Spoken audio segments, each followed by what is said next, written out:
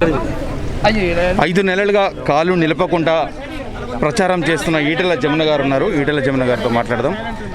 Madam, మీరు 5 నెలలుగా ఒక్కరోజు కూడా అంటే ప్రతి ఇంటికి కూడా పోతున్నారు. దాదాపుగా 100 గ్రామాలకు పైగా, 120 గ్రామాలు ఉంటే 100 గ్రామాలు పైగా తిరిగినట్లుంది. ఎట్లుంది మీకు అక్కడి నుంచి వస్తున్న స్పందన? ఈ ఎలక్షన్లలో దాదాపు ఒక 5 నెలలుగా 110 గ్రామాల వరకు తిరిగిన. ఇప్పటి వరకు 6 ఎలక్షన్లలో ఇన్ని గ్రామాలు ఇన్ని నెలలుగా ఎప్పుడు తిరగలేదు. ఇది ఒక చరిత్రలాగా ఉన్నది ఈ ఎలక్షన్లు.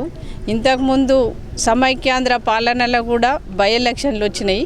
కానీ అప్పుడున్న బై ఎలక్షన్లు వేరున్నాయి, ఇప్పుడున్నటువంటి బై ఎలక్షన్లు వేరున్నాయి.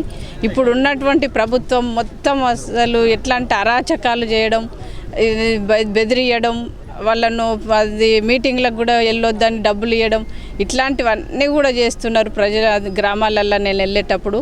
అయినా కూడా ప్రజలు ఏమంటున్నారంటే ఈటల రాజేందర్ గారికి మేము ఓటేసి గెలిపించినాము 6 సార్లు. తెలంగాణ ఉద్యమం కోసం, తెలంగాణ రాష్ట్ర సాధన కోసం చేసినాము. కానీ ఇప్పుడు మా అభ్యర్థిగా ఓటేసి గెలిపించినటువంటి వ్యక్తిని మంత్రి పదవి తీసేయించామనండి.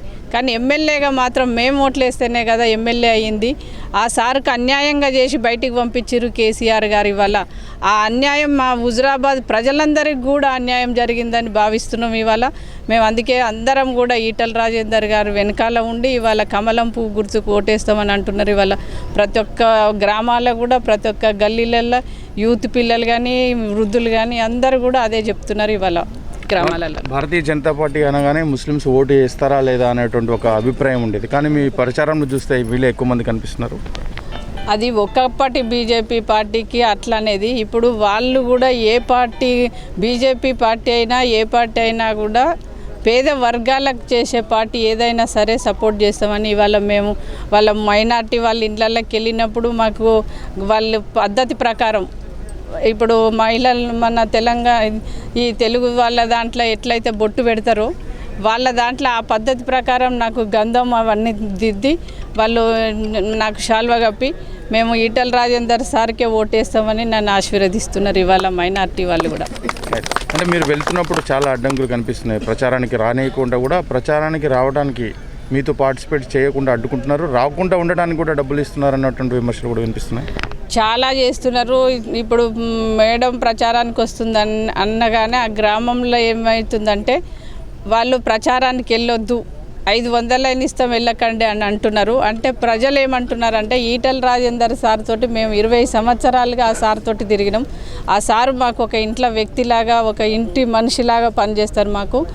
ఆ సార్ దానికి పోకుండా మీరు 500 కాదు, మీరు 1000 రూపాయలు ఇచ్చినా కూడా మేము ఆగమ్మ మేడం వస్తున్నారు కాబట్టి మేము వాళ్ళ ప్రచారానికి వెళ్తాం, వాళ్ళ మీటింగ్కి వెళ్తున్నామని చెప్పి వాళ్ళని ఎదిరించి వస్తున్నారు. వాళ్ళ మీటింగ్కి అసలు ఊర్లో ఒక్క మనిషి లేకుండా తాళాలు వేసి వస్తున్నటువంటి పరిస్థితి ఇవాళ గ్రామాలలో ప్రజలు. కేసీఆర్ అంటేనే భయపడుతున్నటువంటి తెలంగాణ రాష్ట్రంలో భూ కబ్జాలకు సంబంధించిన ఆరోపణలు వచ్చినప్పుడు ముక్కు నేలకు రాస్తాను, మీరు రాస్తారా అని ఒక ఛాలెంజ్ విసిరారు మీరు. ఎందుకంటే మాకు నమ్మకం ఉంది కాబట్టి మేము ఆ పని చెయ్యము కాబట్టి చేయలేము కూడా, చెయ్యబోము కూడా. మేము అట్లాంటిది భూ కబ్జాలు మా భూమి పోయినా సరే అని చెప్పి అంతకుముందు రాజశేఖర్ రెడ్డి గారు ముఖ్యమంత్రిగా ఉన్నప్పుడు మా 5 ఎకరాలు రింగ్ రోడ్లో పోతున్నప్పుడు మీ 5 ఎకరాలు పోకుండా చూస్తాం రాజేంద్ర, మీకు ఏం కావాలనో చెప్పని ఈటల రాజేందర్ గారిని అడిగినప్పుడే ఈటల రాజేందర్ గారు నాది 5 ఎకరాలు కాదు, నాది 10 ఎకరాలు పోయినా సరే కానీ నాకు తెలంగాణ రాష్ట్రం ముఖ్యం, తెలంగాణ ప్రజలు ముఖ్యమని సమాధానం చెప్పి ఉద్యమాలు చేసినటువంటి మా మీద ఇవాళ వాళ్ళు ఒక దురుద్దేశంతో వాళ్ళ కుటుంబ పాలన కోసం ఇవాళ భూ కబ్జా అని చెప్పిండ్రు. కానీ అది ఆ ఒక్కరోజు ఎవ్వరు కూడా ప్రజలు నమ్మలేదు. ఆ రోజు కోవిడ్ కనుక లేకపోతే ఆ రోజు హుజురాబాదు ప్రజలు కాకుండా తెలంగాణలో ఉన్నటువంటి ప్రజలందరూ కూడా మా ఇంటికి వచ్చి ఏడ్చేవాళ్ళు. కోవిడ్ ఉంది కాబట్టి రాలేదు. ఇప్పటికి కూడా నేను గ్రామాలలోకి వెళ్ళినప్పుడు ఎంత అన్యాయం చేసిండు బిడ్డ మీకు అని చెప్పి వాళ్ళు, మేము ఒక 2 రోజులు అన్నం తినలేదు, మాకు నిద్ర పట్టలేదు ఆ సార్ మీద అట్లా రాగానే మా కొడుకు మీద అని చెప్తున్నారు కొందరు మహిళలు. అయితే అట్లా వచ్చినప్పుడు మేము నిద్రపోలే, అన్నం తినలేదు, మీరు ఎట్లా తట్టుకున్నారు బిడ్డ అని నా చేతులు పట్టుకొని ఏడ్చిన సందర్భాలు చాలా గ్రామాలలో ఉన్నాయి ఇవాళ. మేడం, చాలా ఆరోపణలు చేస్తున్నారు, లెటర్లు సృష్టిస్తున్నారు, మీ బ్రదర్ మీద కూడా సృష్టించారు, ఇప్పుడు తల్లిదండ్రుల మీద చేస్తున్నారు. వీటి మీద మీ కామెంట్ ఏంటి? వాళ్ళు భూ కబ్జా అనగానే ప్రజలందరూ అబ్బా ఇట్లా చేసిండా ఈసారి అని చెప్పి వ్యతిరేకత వస్తుందేమో అని అనుకున్నారు. అట్లా కూడా వ్యతిరేకత రాలేదు. లాస్ట్కు దళితుల మీద పెడితే వ్యతిరేకత వస్తుందేమని చెప్పిర్రు. ఆ దళితులది వ్యతిరేకత కూడా ఒక 24 గంటలలోనే తేల్చి చెప్పిర్రు ఇది ఫేక్ అనేది. అయినా వాళ్ళ మీద యాక్షన్ తీసుకోలేదు ఇప్పుడు ఉన్నటువంటి ప్రభుత్వం. వాళ్ళు కావాలని చేస్తున్నారు కాబట్టి వాళ్ళ మీద ఏం యాక్షన్లు తీసుకోవట్లేదు. ఇప్పుడు వాళ్ళు ఓడిపోతున్నాం అనేది కూడా తెలిసిపోయింది వాళ్ళకి. ఓడిపోతున్నారు కాబట్టే ఇట్లాంటివన్నీ సృష్టిస్తున్నారు ఫేక్ లెటర్లు అని. ఇప్పుడు ప్రజలందరూ కూడా ఏ మాట మాట్లాడినా ఏది చేసినా ఫేక్ అనే అర్థమైపోయింది ప్రజలందరికీ. అది ఏది చేసినా ఫేక్ అనే అనుకుంటున్నారు ఇప్పుడు ప్రజలందరూ కూడా, తెలంగాణ ప్రజలందరూ కూడా అదే అనుకుంటున్నారు. ఇవాళ యావత్ తెలంగాణలో ఉన్నటువంటి జిల్లాల వాళ్ళు మొత్తం ఏ పార్టీకి సంబంధం లేనటువంటి వాళ్ళు కూడా, న్యూట్రల్గా ఉండే వాళ్ళు కూడా ఇవాళ వచ్చి మాకు తెలియకుండానే వాళ్ళు ప్రచారం చేసి లాస్ట్ కలిసి పోయేటప్పుడు ఫోటోలు దిగి వెళ్తున్నారు. మేము ఈ గ్రామం నుంచి వచ్చినాం మేడం, ఈ గ్రామాలు తిరిగినాం, సారుకు 90% ఉంది, మీరు ఏం అధైర్యపడకండి, మేమందరం ఉన్నామని మాకు ధైర్యం కూడా చెప్పి వెళ్తున్నటువంటి సందర్భం. ఇవాళ మొత్తం ఒక హుజురాబాద్ కాదు, ఇవాళ హుజురాబాద్ ప్రజలకు ఏమని చెప్తున్నారంటే వచ్చి 33 జిల్లాల వాళ్ళు మీరు ఒక ఈటల రాజేందర్ సార్కి వేస్తున్నాం అని అనుకోకండి, వాళ్ళు వేసే ఓటు యావత్ తెలంగాణ ప్రజలకు వేస్తున్నారు అనుకోండి అమ్మ ఓటు అని చెప్పి పోతున్నారు ఇవాళ యావత్ తెలంగాణ ప్రజలందరూ కూడా. చివరిగా హుజురాబాద్ ప్రజలకు మీరు చేసే అప్పీల్ ఏంటి? దయచేసి అందరికీ హుజురాబాద్ ప్రజలందరికీ కూడా నా నమస్కారం. రేపు ఎల్లుండి ఈ 2 రోజులు కాకుండా తర్వాత వచ్చే 2 రోజుల్లో అందరూ చెప్తున్నారు కేసీఆర్ గారు ఏం మోసం చేస్తాడు అని చెప్తున్నారు. కానీ ఆ మోసాలకు మాత్రం వీళ్ళు ఎప్పుడు కూడా హుజురాబాద్ ప్రజలు చాలా తెలివికల్ల ప్రజలు.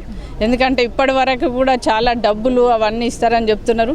కానీ అట్లాంటి డబ్బులకు మోసపోయే ప్రజలు కాదు హుజురాబాద్ ప్రజలు. ఎందుకంటే ఇప్పటికి 6 సార్లు వేసిరు కాబట్టి ఇప్పుడు కూడా మీ బిడ్డగా, మీ ఇంటి మనిషిగా ఈటల రాజేందర్ గారిని మీరు ఆశీర్వదించమని, రేపు 30వ తారీఖు నాడు ఓట్లు ఉన్నాయి కాబట్టి అత్యధిక మెజార్టీతోటి గెలిపిమని నేను హుజురాబాదు అక్కలకు, చెల్లెలకు, తమ్ముళ్ళకు అందరినీ కోరుకుంటున్నా.